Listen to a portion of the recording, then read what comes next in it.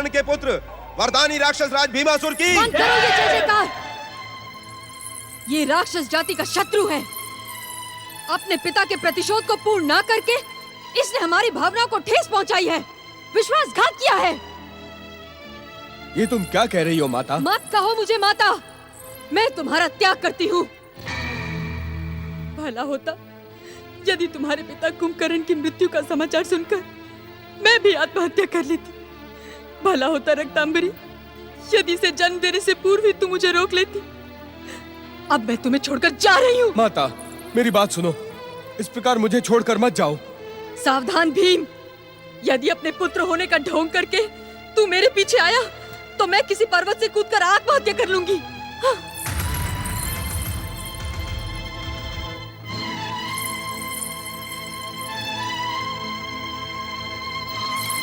राजकुमारी, राजकुमारी क्रोध को त्याग दीजिए। मुझे कुमार पर पूरा विश्वास है। किंतु मेरा विश्वास खंडित हो चुका है। उस वरदान का क्या महत्व है जो मेरे प्रतिशोध को पूरा ना कर सके, जो मेरे हृदय की ज्वाला को शांत ना कर सके? राजकुमारी, अगर इसी प्रकार आप चली गई तो कुमार तो अकेले रह जाएंगे। कौन कुमार? कौन भीम? मैं किसी की माता नहीं हूँ और ना कोई मेरा पुत्र है। वो मेरे लिए मर चुका है, उसके साथ मेरा कोई संबंध नहीं है। राजकुमारी, रक्तांबरी, यदि तुम्हें भी जाना है तो उसके पास चली जाओ, किंतु उस विश्वासघाती का नाम मेरे सामने मत लेना, अन्यथा मेरा क्रोध भी तुम्हें दंडित कर देगा।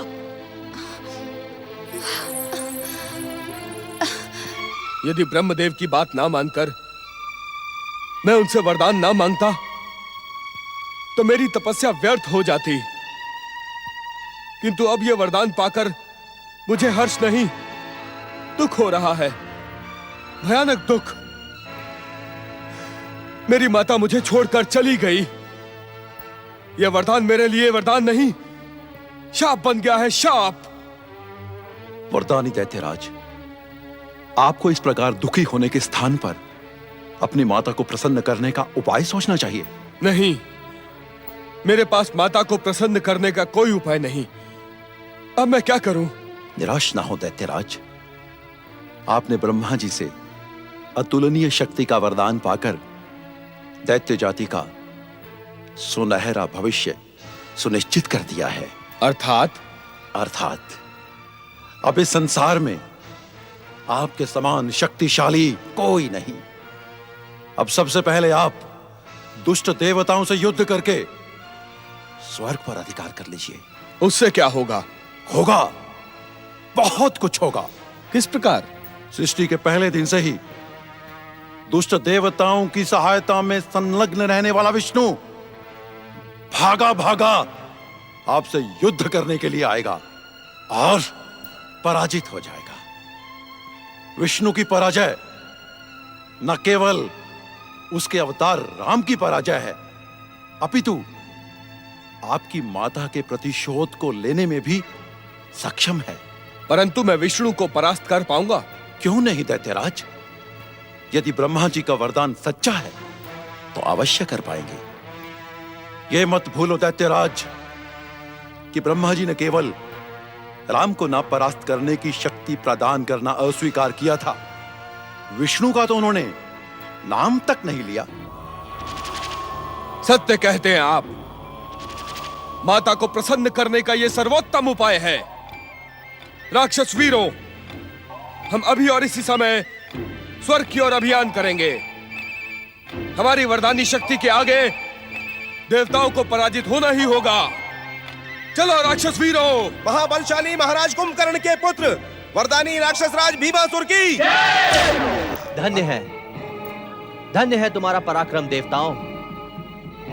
रणभूमि में लड़ने वाले वीर तो अपने प्राणों को न्यौछावर कर देते हैं अथवा प्राण ले लेते हैं, और तुम रणभूमि में कायरों की भांति पीठ दिखाकर भागाए। धन्य हो देवताओं, धन्य हो। देवताओं, अपने सम्मान को लज्जित ना करो। जाओ जाओ, भीमासुर से युद्ध करो, जाओ। नहीं नहीं श्रीहरि, हम उस दुष्ट की वरदानी शक्ति को पराजित नहीं कर सकते। तो हंसते हंसते रणभूमि में अपने प्राण त्याग कर वीर गति को प्राप्त हो जाओ, क्योंकि रणभूमि में प्राण त्यागने वाले वीर की वीरता इतिहास के पृष्ठों पर स्वर्णाक्षरों से लिखी जाती है। श्रीहरि, ऐसा आप क्यों कह रहे हैं? सृष्टि के प्रथम दिन से आप सदैव ही देवताओं के हितरक्षक रहे हैं। हम रणभूमि का त्याग करके आपकी शरण में आ गए हैं। अब हम आपके शरणागत हैं श्रीहरि। हमारे सम्मान की रक्षा करते हुए उस दुष्ट का नाश कीजिए। हे शरणागत वत्सल भगवान श्री हरि विष्णु जी, हम शरण में आए हुए देवताओं को निराश न करें। भीमासुर को पराजित करके हमारा खोया हुआ गौरव प्रदान करें प्रभु। देवगणों, हमें युद्ध में केवल विजय प्रिय है। हम युद्ध भूमि में तभी उतरते हैं जब शत्रु की पराजय और हमारी विजय सुनिश्चित हो। ये आप क्या कह रहे हैं जगदीश्वर? क्या भीमासुर से युद्ध करने में आपकी विजय सुनिश्चित नहीं है? वरुण देव, आपके इस प्रश्न का उत्तर विश्व को गति देने वाले विश्वनाथ भगवान शिव ही दे सकते हैं।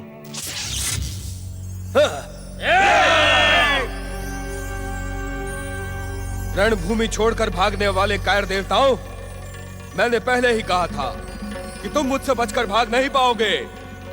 भले इसके लिए मुझे आकाश का सीना चीरना पड़े, पृथ्वी को नापना पड़े, समुद्र को मथना पड़े, मैं तुम्हें दंडित किए बिना नहीं छोड़ूंगा। अधिक बढ़ चढ़कर ना बोल दुष्ट भीमासुर, अन्यथा जगत पालक श्री हरि विष्णु तुझे अवश्य दंडित करेंगे। तो इन दुष्ट कायर देवताओं की रक्षा के लिए आप आ ही गए श्री हरि। मैं भी आपको देखना चाहता था, रणभूमि में आपके साथ दो दो हाथ करना चाहता था, आपकी वैष्णवी शक्ति के सामने अपनी अतुल्य शक्ति को देखना चाहता था। अपनी मर्यादा को लांघने की धृष्टता ना दिखा दुष्ट भीमासुर। ब्रह्मदेव की वरदानी शक्ति की मर्यादा रखने के लिए हमने रणभूमि का त्याग किया था, किंतु अब यदि तू इस प्रकार अहंकारी बातें करेगा तो मैं तुझे दंडित कर ब्रह्मदेव के वरदान की श्रेष्ठता को मिथ्या कर दूंगा। आ, मैं तुझे युद्ध के लिए ललकारता हूं। आ! परंतु मैं तुझ जैसे भीरू और कायर से युद्ध नहीं करना चाहता। आप क्या देख रहे हैं श्री हरि? यदि आप में साहस है तो आप मुझसे युद्ध करें। मैं आपको युद्ध की चुनौती देता हूं और विश्वास दिलाता हूं कि रणभूमि में अपने प्रहारों से मैं आपको संतुष्ट करूंगा। युद्ध की याचना लेकर आए वीर की याचना ठुकराना युद्ध नीति के विरुद्ध है। मैं तुम्हारी चुनौती स्वीकार करता हूं भीमासुर। तुम्हारी युद्ध की अभिलाषा पूर्ण करने का वचन भी देता हूं, किंतु तुम्हें भी मुझे एक वचन देना होगा। नहीं दैत्यराज, नहीं। इस छलिया विष्णु को कोई वचन मत देना।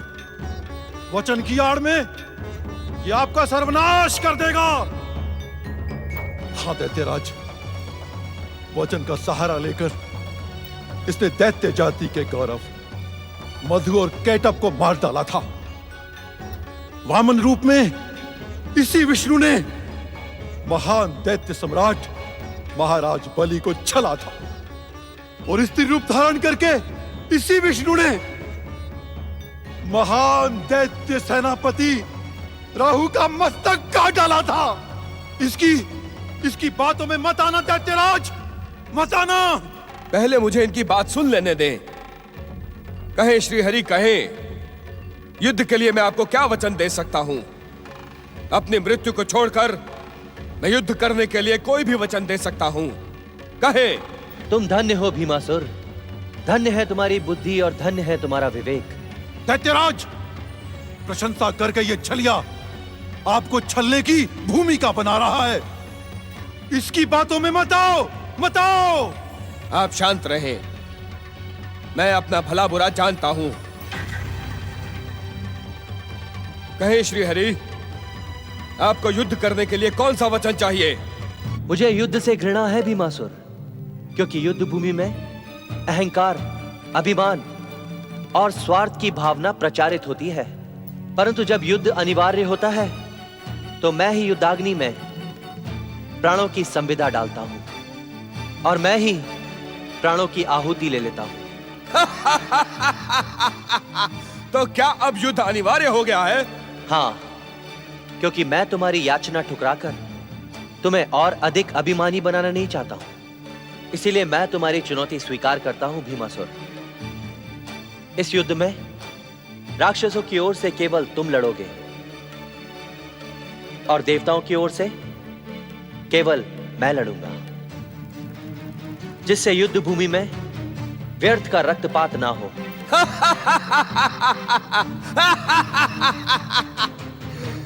मैं आपको वचन देता हूं श्री हरि, जैसा आप कहते हैं वैसा ही होगा।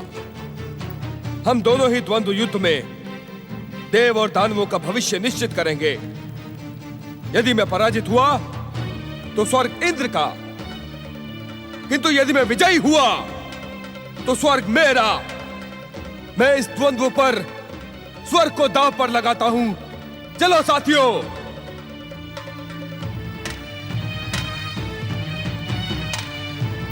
युद्ध की याचना लेकर तुम आए थे भीमासुर, इसी कारण प्रथम प्रहार का अधिकार मैं तुम्हें देता हूं।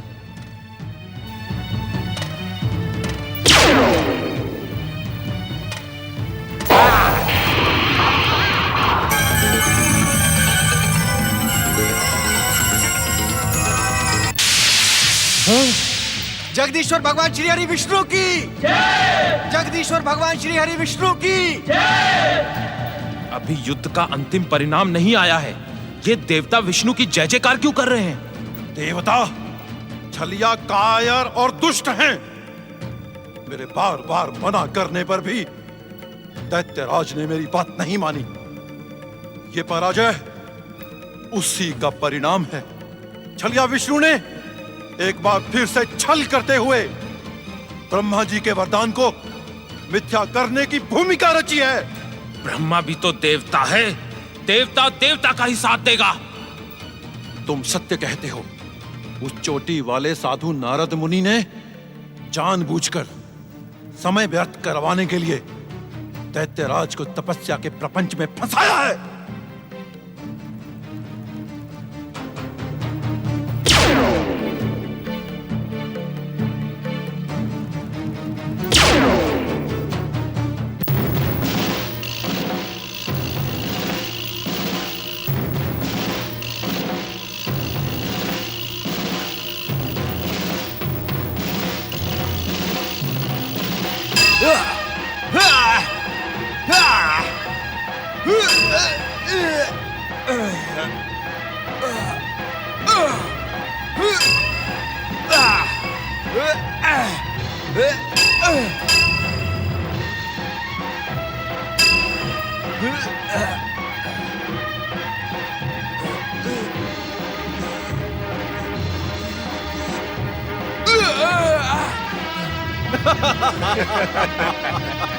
अभी भी समय है दुष्ट भीमासुर, अपनी दुष्टता के लिए श्री हरि विष्णु से क्षमा मांग ले और पाताल लोक के अंधकार में जाकर छिप जा, अन्यथा तेरी मृत्यु निश्चित है।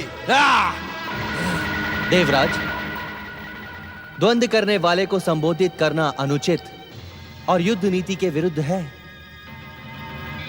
दैत्य वीरों, हमें भी दैत्यराज का मनोबल बढ़ाने के लिए उनकी जय जयकार करनी चाहिए। महाबलशाली महाराज कुंभकर्ण के पुत्र वरदानी राक्षस राज भीमासुर की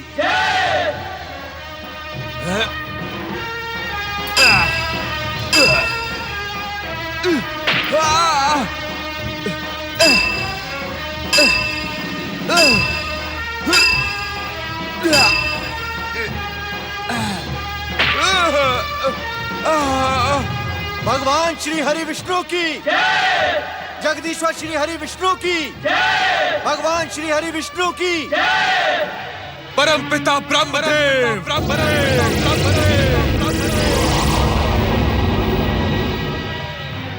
क्या आपका दिया हुआ अतुल्य शक्ति का वरदान व्यर्थ था? व्यर्थ था? व्यर्थ था? क्या आपकी तपस्या करना मेरी भूल थी? मेरी भूल थी? मेरी भूल थी? क्या आपने दुष्ट और छलिया देवताओं के साथ षड्यंत्र करके मुझे भ्रमित करने के लिए वरदान दिया था?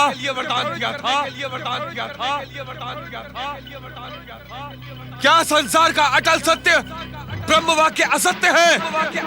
उत्तर दे ब्रह्मदेव, उत्तर दे ब्रह्मदेव, उत्तर दे ब्रह्मदेव, उत्तर दे। प्रकट हो, प्रकट हो, प्रकट हो।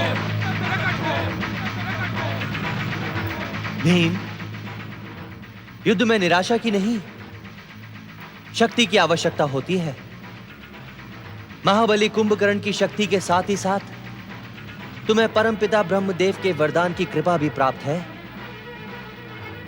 निराश ना होकर प्रहार करो, अपनी अभिलाषा पूर्ण करो और परिणाम की चिंता अपने आराध्य पर छोड़ दो।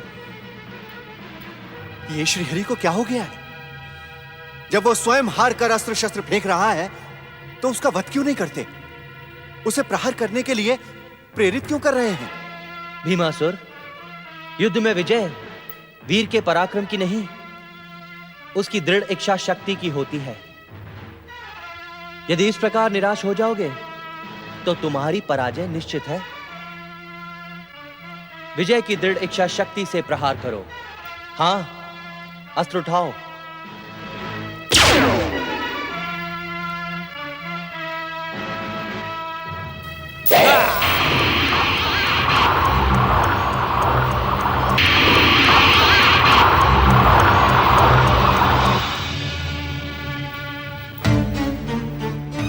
महाबलशाली महाराज कुंभकर्ण के पुत्र वरदानी राक्षस राज भीमासुर की। आपने सत्य ही कहा था श्रीहरि, युद्ध में वीर की दृढ़ इच्छा शक्ति ही विजयी होती है। आप पराजित हुए और बंदी हुए और मैं विजयी। धन्य है तुम्हारा पराक्रम भीमासुर, धन्य है।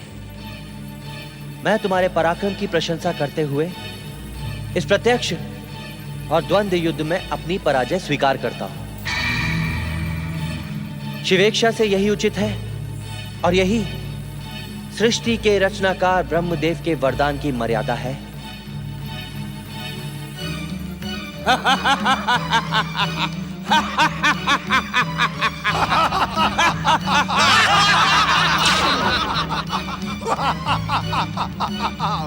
चलिया विष्णु पराजित होकर अदृश्य हो गया है। आज दैत्य जाति के लिए सबसे महान दिन है।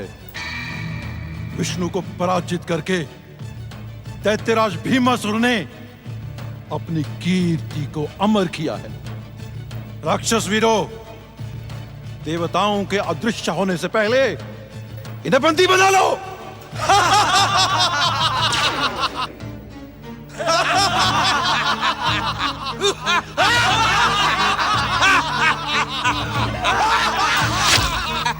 श्री हरि विष्णु को पराजित करने वाले वरदानी राक्षस राज भीमासुर की। श्री हरि विष्णु को पराजित करने वाले वरदानी राक्षस राज भीमासुर की।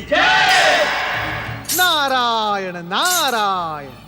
धन्य हो भीमासुर, तुम धन्य हो और धन्य है तुम्हारा पराक्रम। तुमने जगत पालक श्री हरि विष्णु को प्रत्यक्ष और द्वंद्व युद्ध में परास्त करके अपनी माता कर्कटी के प्रतिशोध को पूर्ण किया है। धन्य हो तुम। नहीं नारद मुनि, नहीं।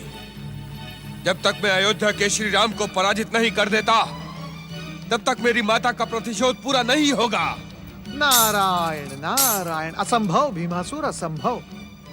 श्री राम से प्रतिशोध लेना तुम्हारे लिए अब असंभव है, क्योंकि तुम्हें वरदान मिलने से पूर्व ही श्री राम पृथ्वीलोक के अपने अवतार को सार्थक करके वैकुंठ के लिए प्रस्थान कर चुके हैं। इसलिए श्री राम के प्रति अब प्रतिशोध की भावना रखना समय को व्यर्थ करना है। नारायण नारायण। ओम नमः शिवाय। राक्षस वीरों, हमें नारद मुनि की बात पर पूरा विश्वास है। श्री हरि विष्णु की पराजय के साथ ही हमारे महान पिता कुंभकर्ण की हत्या करने वाले अयोध्या के राजा राम भी पराजित हुए, क्योंकि राजा राम श्री हरि के ही अवतार हैं। श्री हरि और स्वर्ग पर विजयी होने के बाद अब हमें पृथ्वी और पाताल पर अधिकार करना है, परंतु उससे पहले हम अपनी माता कर्कटी से मिलकर उनका प्रतिशोध पूरा होने की सूचना देकर उन्हें प्रसन्न करेंगे। राक्षस माता कर्कटी की जय हो। तुम्हारा प्रतिशोध पूरा हुआ माता। अब मुझे आशीर्वाद दो। बाहर आओ माता, बाहर आओ।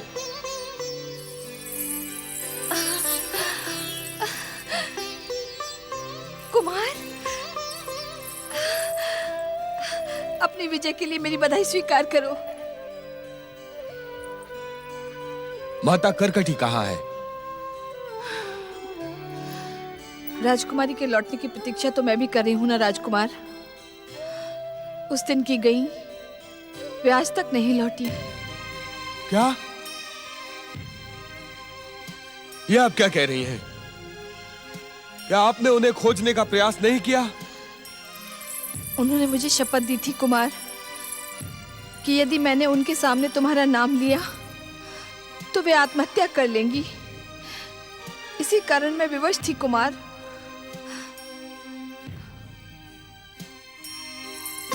ये क्या कर रहे हैं कुमार? मैं तो केवल तुम्हारी दासी हूँ। आप भी मेरी माता समान हैं। आज मैं अपनी माता का प्रतिशोध पूरा करके उनसे आशीर्वाद लेने आया था, परंतु मुझ अभागे को अपनी माता का आशीर्वाद भी प्राप्त नहीं हुआ। काकी, आपको मुझ पर एक उपकार करना होगा। आप आदेश करें कुमार। किसी भी प्रकार मेरी माता को ढूंढकर उन्हें इस बात की सूचना दें कि उनका प्रतिशोध पूरा हुआ। मैंने न केवल स्वर्ग पर विजय प्राप्त की है, अपितु प्रत्यक्ष और द्वंद्व युद्ध में श्री हरि विष्णु को भी परास्त किया है। यह सूचना पाते ही वे प्रसन्न होकर लौट आएंगी। आपको यह सूचना उन तक पहुंचानी होगी काकी। जैसी कुमार की आज्ञा। परंतु कुमार, स्वयं माता को खोजने जाते तो अधिक उचित होता। नहीं काकी, माता करकटी तक ये शुभ समाचार आपको ही पहुंचाना होगा। अभी मेरा अभियान पूरा नहीं हुआ। मुझे पृथ्वी लोक पर भी अधिकार करना है। भगवान आशुतोष की, भगवान आशुतोष की। हर हर महादेव, हर हर महादेव।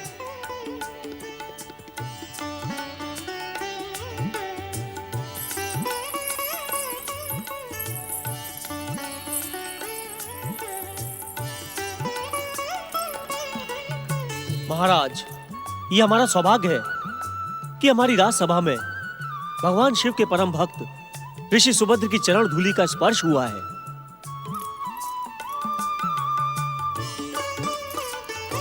महाराज सुदक्षिण, महारानी सुदक्षिणा, आप दोनों की शिव भक्ति वास्तव में प्रशंसा की योग्य है। भोलेनाथ की आप दोनों पर असीम कृपा है। शिव भक्त के रूप में आप दोनों की कीर्ति दूर दूर तक प्रसारित हो चुकी है। ऋषिवर, ये भगवान भोलेनाथ और आप जैसे ऋषियों के आशीर्वाद का फल है। गुरु बिना ज्ञान, भक्ति, परमार्थ एवं मुक्ति कुछ भी प्राप्त नहीं होता।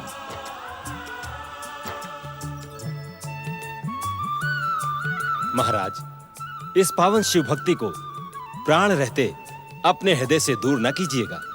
कैसा भी संकट आए, शिव चरणों में दृढ़ रहिएगा। ऋषिवर, शिव कृपा से आप वर्तमान, भूत और भविष्य सभी कुछ जानते हैं। क्या आपको कहीं से ऐसा संकेत मिला है कि हम पर कोई आकस्मिक संकट आने वाला है? भगवान शिव की लीला अत्यंत रहस्यपूर्ण होती है महारानी। कभी कभी दुष्टों को दंडित करने के लिए वे अपने सच्चे भक्तों की कठोर परीक्षा लेते हैं। कभी कभी किसी महान जनहित के कार्यों को पूरा करने के लिए ऐसी परिस्थितियां उत्पन्न कर देते हैं कि जिसकी हम कल्पना भी नहीं कर सकते। इस समय हम एक आवश्यक बात कहने के लिए ही यहाँ आए हैं। ऋषिवर, क्या आपको अपनी बात कहने के लिए एकांत की आवश्यकता है? नहीं महाराज, हमें एकांत की नहीं, ध्यान की आवश्यकता है। अर्थात? महाराज, जो बात हम कहने जा रहे हैं उसे आपके साथ साथ यहाँ उपस्थित हर राजपुरुष को भी गंभीरता और ध्यान से सुनना आवश्यक है, क्योंकि हमारी बात का संबंध केवल आपसे नहीं, पूरे कामरूप देश से है।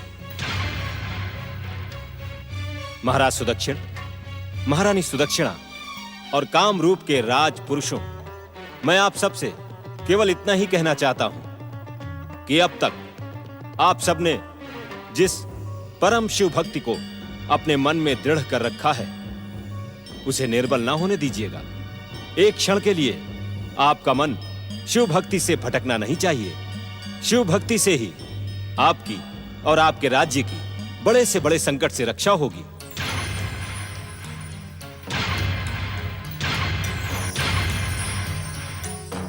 हम केवल यही कहने और आप सबको सावधान करने आए थे।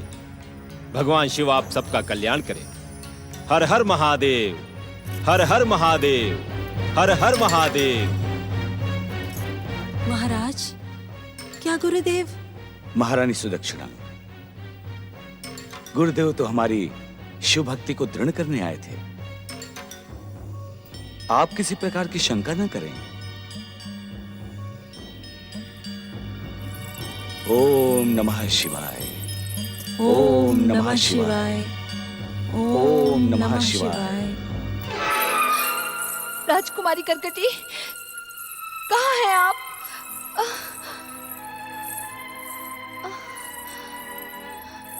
राजकुमारी करकटी, कहाँ हैं आप? मैं आपको ढूंढते ढूंढते थक चुकी हूँ। मुझे क्षमा कर देना कुमार। मैं आपकी माता राजकुमारी करकटी को ढूंढने में सफल नहीं हुई। वे न जाने कहाँ चली गई है। अगर प्राणों ने साथ दिया तो मैं उन तक आपका संदेश पहुंचाने का पूरा प्रयास करूंगी, पूरा प्रयास करूंगी।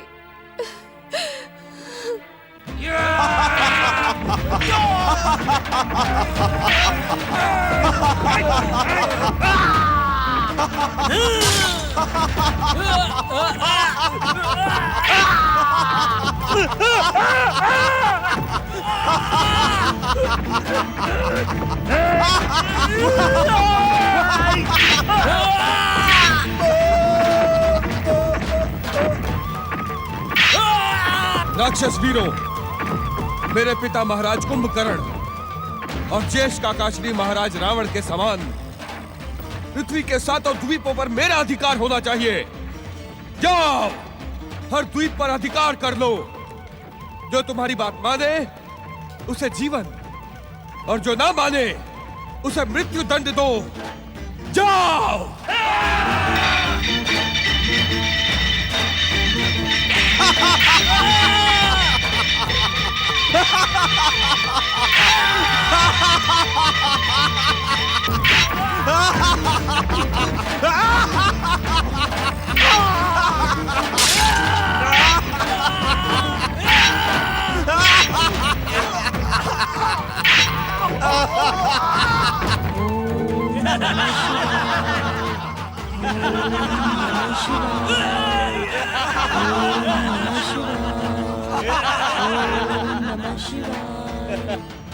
सम्राट, भीमासुर की अधीनता स्वीकार कर लो, अन्यथा हम तुम्हें यहीं समाप्त कर देंगे।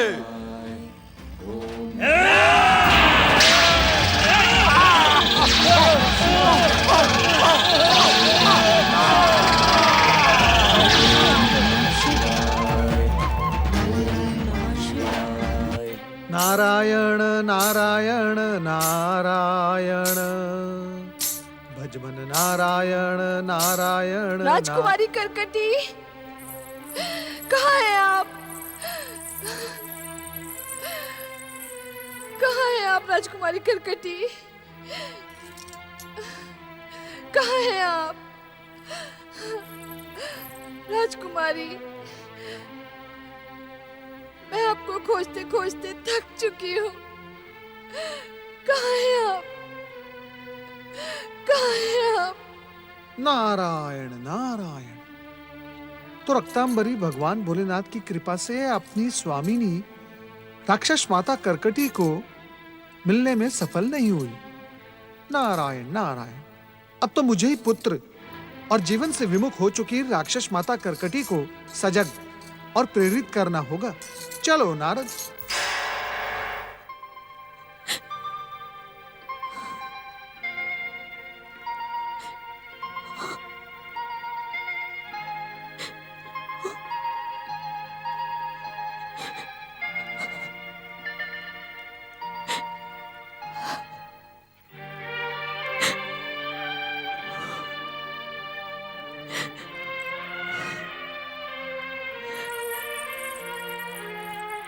एक और दिन समाप्त हुआ, किंतु मेरा प्रतिशोध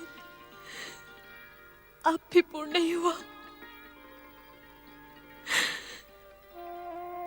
मुझे क्षमा करें महाराज कुंभकर्ण, मुझे पता नहीं था कि आपका पुत्र कुपुत्र होगा।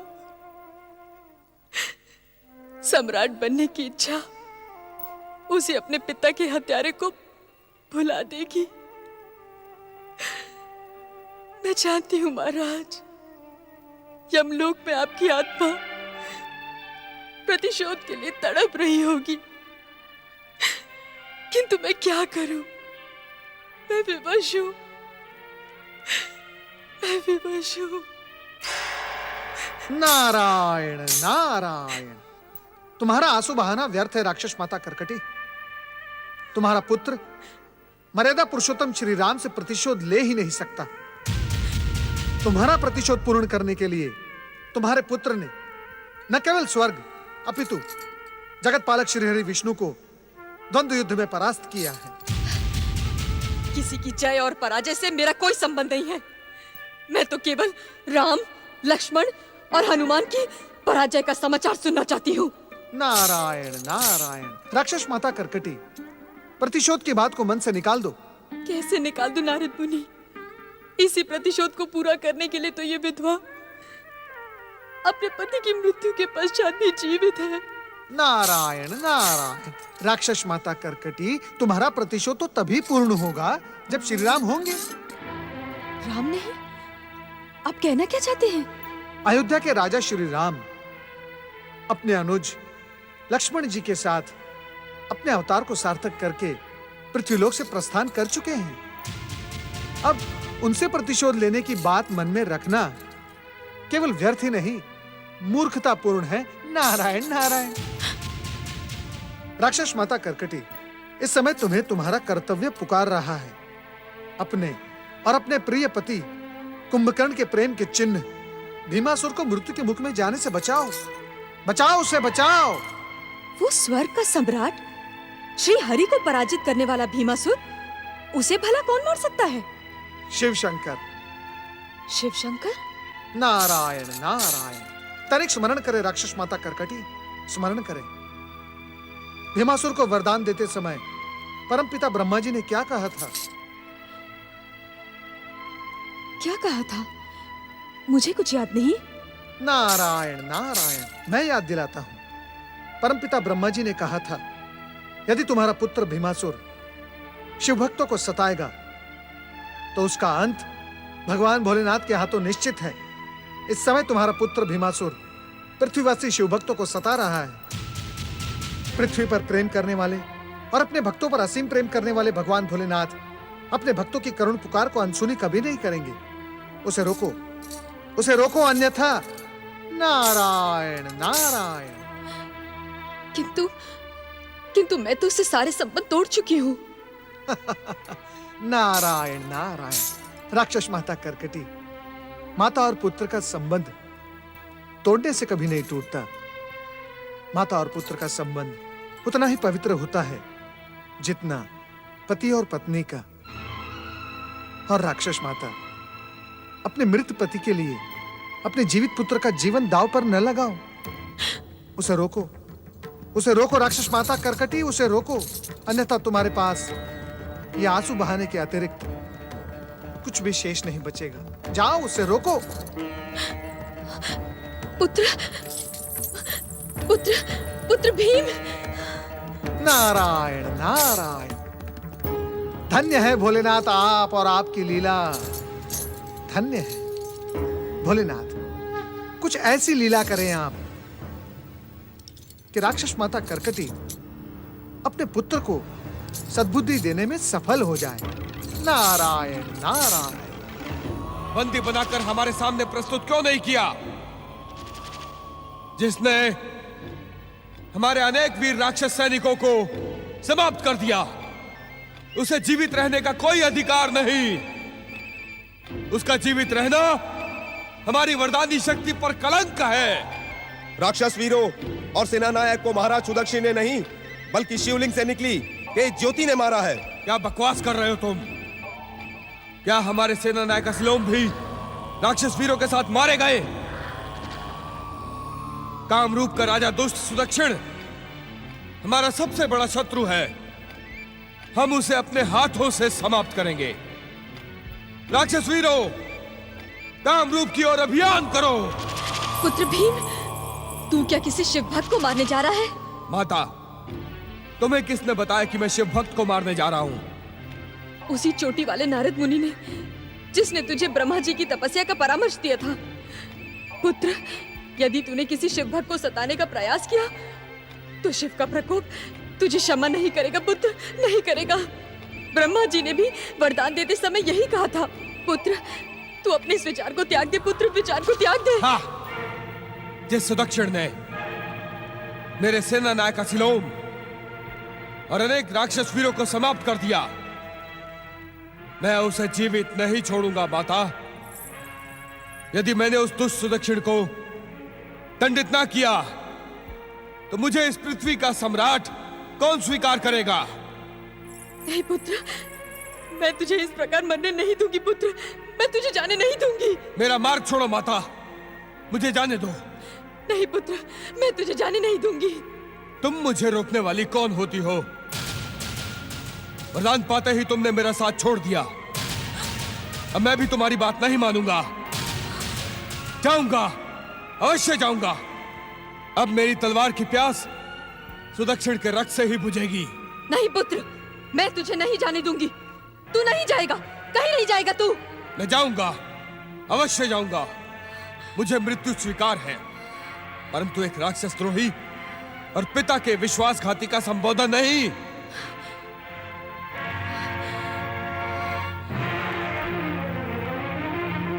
अपनी मां को अपमानित एवं कलंकित करने वाले भीम, जहां मैं तुझे शाप देती हूँ कि तू जीवित नहीं रहेगा, तुझ जैसे कपूत का तो मर जाना ही अच्छा है।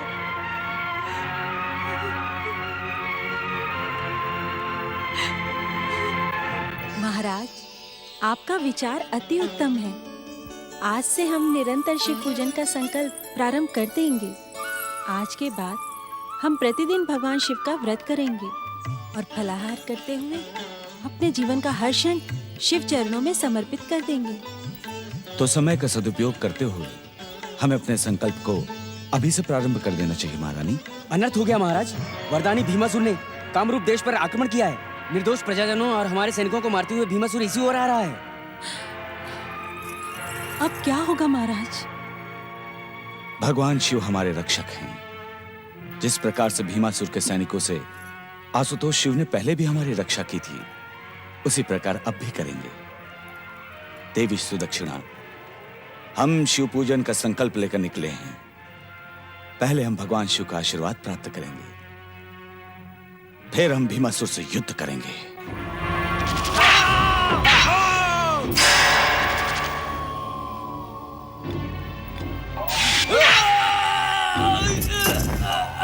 दुष्ट सुदक्षिण, तुम्हें राक्षस विद्रोह का दंड देने के लिए हम स्वयं आए हैं। दंड या पुरस्कार देने के अधिकारी केवल सृष्टि के नियंता भगवान शिव हैं भीमासुर। तुम चाह कर भी हमारा कुछ नहीं बिगाड़ सकते, कुछ नहीं। यदि शिव कोप के पात्र नहीं बनना चाहते तो जैसे आए वैसे ही वापस चले जाओ। एक शिव भक्त एक अत्याचारी राक्षस को इस पृथ्वी का सम्राट कदापि स्वीकार नहीं करेगा, कदापि नहीं। भीमासुर, यदि तुमने शिव भक्तों को सताया तो भगवान शिव के हाथों तुम्हारी मृत्यु निश्चित है। यदि तूने किसी शिव भक्त को मारने का प्रयास किया तो शिव का प्रकोप तुझे क्षमा नहीं करेगा। राक्षस वीरों, इस राक्षस शत्रु को बंदी बनाकर सह्याद्री के कारागार में डाल दो। यदि कल तक इसने हमें इस पृथ्वी का सम्राट स्वीकार नहीं किया तो हम इसी खड़क से इसके सर को धड़ से अलग कर देंगे। फिर चाहे परिणाम कुछ भी हो। स्वामी, मैं भी आपके साथ बंदीगृह चलूंगी। संकट की इस घड़ी में मैं आपसे अलग नहीं रह सकती, कदापि नहीं। ओम ब्रह्माय नमः। अनर्थ हो गया परमपिता, अनर्थ हो गया। संसार में ब्रह्म वाक्य मिथ्या हो गया परमपिता। आज दुष्ट भीमासुर इस शिवभक्त को सताने में सफल हो गया। परमपिता अपनी आंखें खोले परमपिता। अपनी आराधना, अपनी साधना को विराम दे परमपिता, अपनी आंखें खोले। अन्यथा दुष्ट भीमासुर पृथ्वीलोक को अपने अत्याचारों से मत डालेगा परमपिता, अपनी आंखें खोले।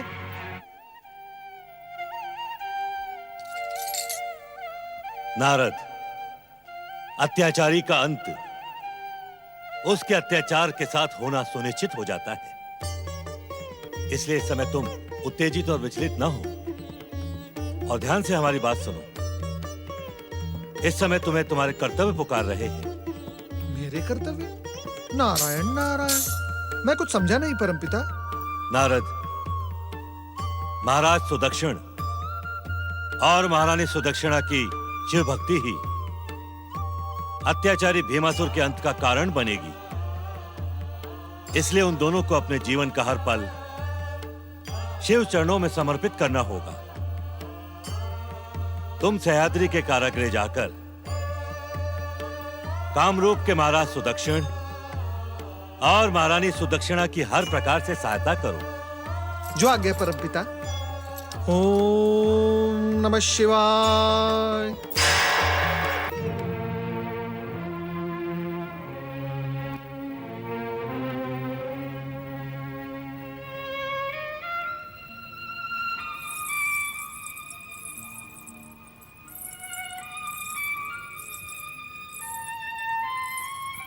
महाराज, किस सोच में पड़ गए हैं आप? हम कितनी बार आपसे पूछ चुके हैं, लेकिन आप हमारे प्रश्न का उत्तर ही नहीं देते।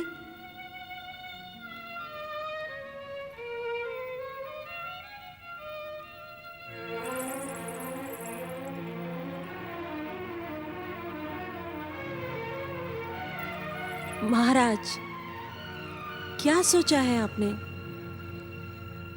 सोचना हमारा काम नहीं महारानी। अब हमारे लिए जो कुछ भी सोचना होगा भगवान भोलेनाथ सोचेंगे। तुम इस प्रकार चिंतित ना हो। मेरी बात मानिए महाराज, और इस दुष्ट राक्षस को पृथ्वी का सम्राट स्वीकार कर लीजिए, अन्यथा ये हमें जीवित नहीं छोड़ेगा। अधिक से अधिक भीमासुर हमें मार सकता है। हमें अपने प्राणों का मोह नहीं है देवी। जीवन और मृत्यु तो भगवान शिव के अधीन है। यदि शिव इच्छा होगी तो हमें मृत्यु भी स्वीकार है, परंतु प्राण रहते हम अपनी शिव भक्ति पर कोई आंच नहीं आने देंगे। देवी, हमने निरंतर शिव पूजन का जो संकल्प लिया था उसमें बहुत विलंब हो चुका है। अब हमें एक क्षण भी व्यर्थ किए बिना स्वयं को शिव चरणों में समर्पित कर देना चाहिए। ये आप क्या कह रहे हैं महाराज? इस कारागृह में ना तो शिवलिंग है और ना शिव पूजन के योग्य कोई सामग्री। हम पूजन कैसे करेंगे? भगवान न पूजन सामग्री के भूखे होते हैं और न ही आडंबर के। भगवान तो भाव और भावना देखते हैं। देवी, भगवान शिव शंकर हमारे हृदय में विराजमान हैं। हम उन्हीं को साक्षी मानकर अपने संकल्प का पूजन प्रारंभ करेंगे। ओम नमः शिवाय, ओम नमः शिवाय, ओम नमः शिवाय, ओम नमः शिवाय।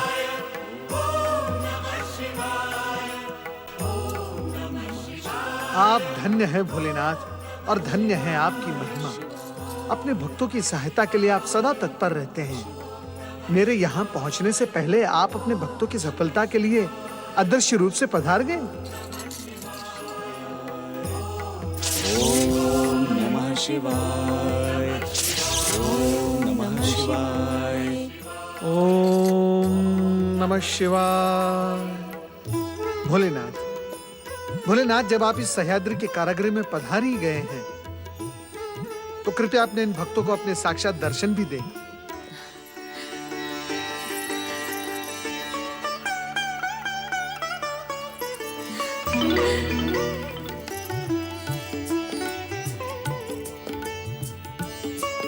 देवर्षि नारद जी, आप, आज मेरा जन्म सफल हो गया। आपके दर्शन पाकर मैं माया मोह के अनेक बंधनों से मुक्त हुआ। नारायण नारायण। महाराज सुदक्षिण, महारानी सुदक्षिणा, जिन पर भगवान भोलेनाथ की कृपा हो, उन्हें मोह माया का बंधन तनिक भी कष्ट नहीं पहुंचा सकता। परमपिता ब्रह्मा जी की आज्ञा से जो संदेश मैं यहाँ सुनाने आया था, शिव इच्छा से वो संदेश मेरे आने से पूर्व ही यहाँ पहुंच चुका है। इसी प्रकार अपने जीवन का प्रत्येक क्षण भगवान भोलेनाथ के चरणों में समर्पित करते रहो। भगवान भोलेनाथ आप दोनों की रक्षा करेंगे और अत्याचारी को दंडित भी करेंगे। यही परमपिता ब्रह्मा जी का संदेश है। आप दोनों का कल्याण हो।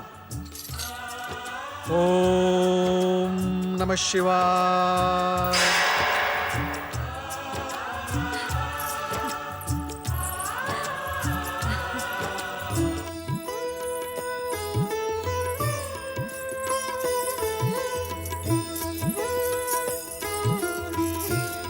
ओम नमः शिवाय। ओम नमः शिवाय। ओम नमः शिवाय।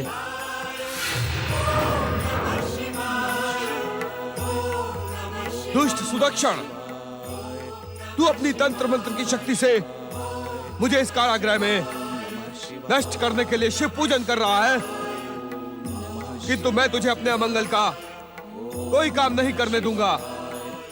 त्याग दे इस शिव भक्ति को।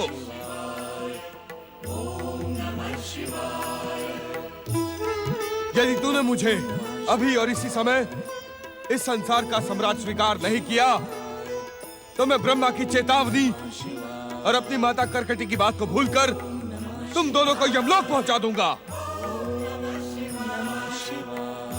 इस शिव भक्ति को त्याग कर मुझे इस संसार का सम्राट स्वीकार कर।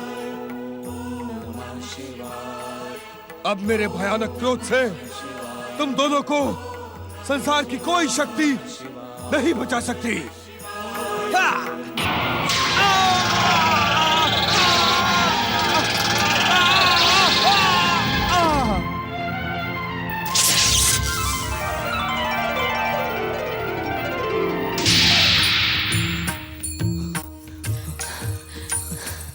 जय हो प्रभु।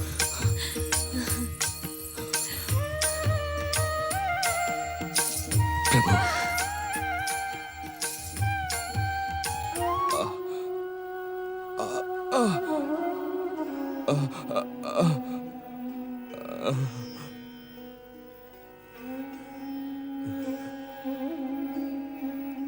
मुझे वरदान देते समय ब्रह्मदेव ने और यहां आने से पूर्व माता करकटी ने बार बार सावधान किया था, परंतु मैंने अपने अभिमान और अहंकार के कारण आपके भक्तों को सताने का भयानक पाप किया था। हे भोलेनाथ, मैं पापी हूं, अपराधी हूं, परंतु आप तो दया के सागर हैं, क्षमा के प्रतीक हैं। हो सके तो मुझे क्षमा कर दीजिएगा। कुछ ऐसा करें प्रभु जिससे मेरा नाम आपके नाम के साथ जुड़ जाए, जिससे भविष्य और संसार में कोई भी मुझ जैसा दुष्कर्म करने का दुस्साहस ना करे और मेरी मृत्यु सार्थक हो। ओम नमः शिवाय। ओम नमः शिवाय। ओम नमः शिवाय। ओम नमः शिवाय।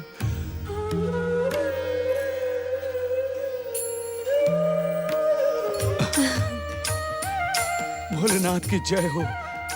भोलेनाथ की जय हो। हे आशुतोष भगवान शिव, हम भक्तों पर कृपा करने के लिए और हमारी भक्ति का मान बढ़ाने के लिए आप इस शिवलिंग में सदा सदा के लिए निवास करिए प्रभु। निवास करिए।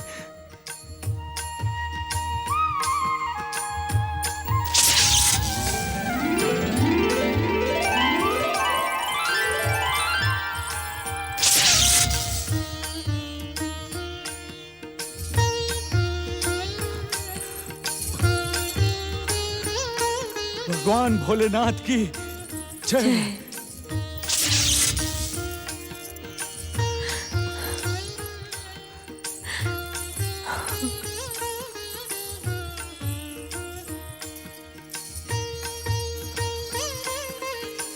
ओम नमः शिवाय, ओम नमः शिवाय। भगवान शिव शंकर की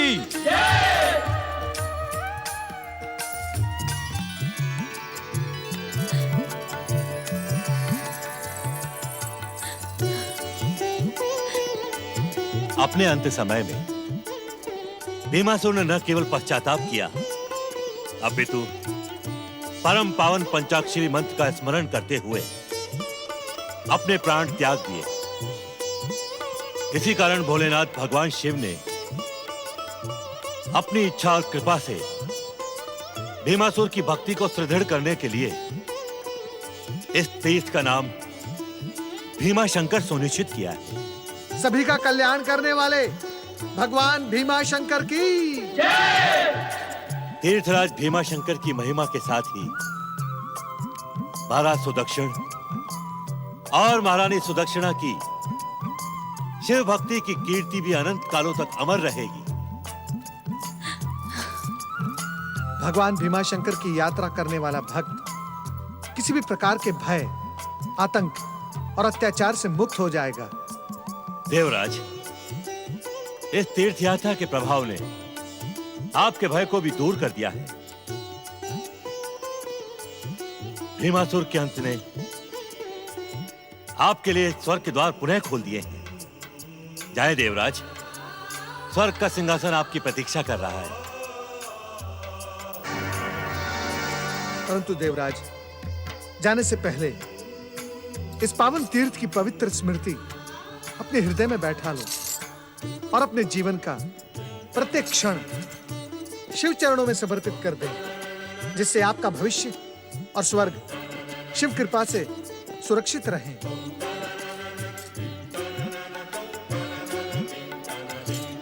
भय मुक्त करने वाले भगवान श्री भीमा शंकर की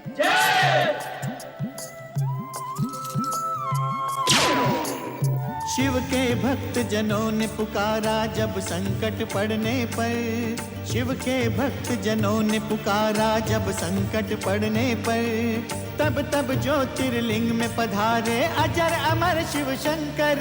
अजर अमर शिव शंकर, अजर अमर शिव शंकर, अजर अमर शिव शंकर, अजर अमर शिव शंकर, अजर अमर शिव शंकर, अजर अमर शिव शंकर, अजर अमर शिव शंकर, अजर अमर शिव शंकर।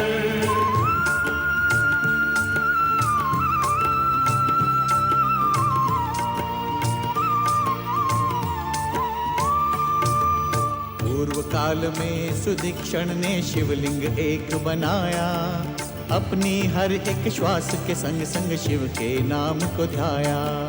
भीमासुर को पता चला तो शिवलिंग निकट वो आया, करने लगा अपमान वो शिव का, क्रोध में था भरमाया।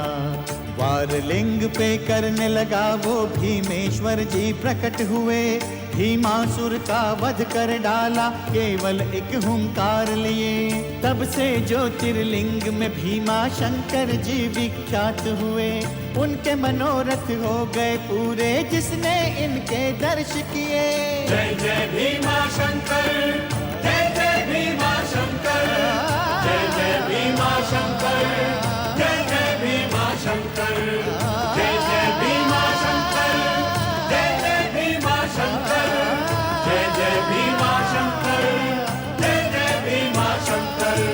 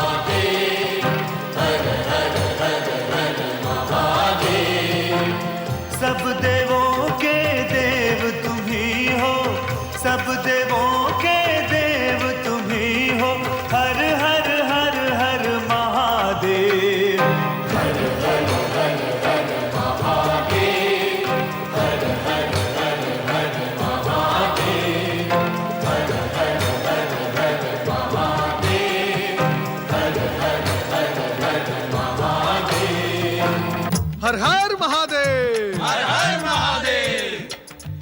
ओम नमः शिवाय। परमपिता, प्रार्थना के मध्य भगवान भोलेनाथ का ये रूप परिवर्तन किस बात का संकेत है? नारद, इस संसार के कण कण में महादेव ही समाये हुए हैं। इस संसार के हर रूप में भगवान शिव ही तो हैं। भगवान शिव अपनी इच्छा से कोई भी कैसा भी रूप धारण कर सकते हैं। नारद, नारद, एक बात और है। चमत्कारी शिव लीला के इस रहस्य को यदि तुम बुद्धि और विवेक से जानने का प्रयास करोगे तो अवश्य जान पाओगे। नारायण नारायण। परमपिता, बुद्धि और विवेक साथ नहीं दे रहे हैं। शिव इच्छा से आज हमें जिस शिव स्वरूप के दर्शन हुए हैं उसका रहस्य समझ में नहीं आ रहा है परमपिता। नारद, सदाशिव भगवान भोलेनाथ की परम कल्याणकारी लीला का रहस्य शिव भक्तों के लिए सदा अनजाना नहीं रहता। किंतु श्रीहरि। नारद, आश्चर्य की आवश्यकता नहीं। श्रीहरि विष्णु का कथन सत्य का प्रमाण है। हम अपने भक्तों के वश में हैं। हमारे भक्त प्रश्न और जिज्ञासा के चक्रव्यूह में गोते नहीं मारते। रूप परिवर्तन का यह संकेत सरल और साधारण है। शिव शिव शिव शिव शिव शिव। भोलेनाथ, जो आपके लिए सरल और साधारण होता है वही हम जैसे अज्ञानियों के लिए असाधारण और कठिन। भोलेनाथ, कृपा करके आपके इन भक्तों को इस शिवलीला का रहस्य बताएं। नारद, सृष्टि परिवर्तनशील है। एक छोटे से कण से लेकर विशाल पर्वत तक सब कुछ परिवर्तित हो रहा है। परिवर्तन की यही गति जीवन को सुख, संतुष्टि और कल्याण का संदेश देती है। परिवर्तन की इसी धारा में बहते हुए हमारी सृष्टि सतयुग, त्रेता युग की यात्रा करते हुए अब द्वापर युग के द्वार पर खड़ी है। नारायण नारायण। भोलेनाथ, हम अज्ञानियों को इस बात का ज्ञान ही नहीं था कि अब हम एक नए युग में प्रवेश करने जा रहे हैं। इस ज्ञान के साथ इतना और भी जान लो नारद कि आने वाला हर युग नवीनता के साथ ही साथ प्रचलित मान्यताओं, परंपराओं और आस्थाओं को नष्ट भ्रष्ट कर गया। नारद, सतयुग और त्रेता युग के समान इस युग में भी अनेक शुभ शक्तियां अवतार धारण करके श्री हरि विष्णु के पुरुषोत्तम अवतार श्री कृष्ण को धर्म की संस्थापना में योगदान देंगी। प्रभु, घटने से पहले ही घटना को जान लेने की उत्सुकता अनुचित है। नारद, अपनी प्रतिभा और पुरुषार्थ से तुम इस नए युग द्वापर के साक्षी बनो। आपका कल्याण हो।